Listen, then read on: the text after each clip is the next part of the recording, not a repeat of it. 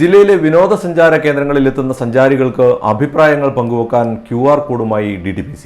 പരാതികളും നിർദ്ദേശങ്ങളും പങ്കുവെക്കാനാണ് ഇത്തരമൊരു സംവിധാനം ഒരുക്കുന്നത്. DTPC മുൻകൈയെടുത്ത് നടപ്പാക്കുന്ന പദ്ധതി സംസ്ഥാനത്തിന് തന്നെ ആദ്യമാണ്. QR കോഡുള്ള ബോർഡ് സ്കാൻ ചെയ്താണ് അഭിപ്രായങ്ങൾ രേഖപ്പെടുത്തേണ്ടത്.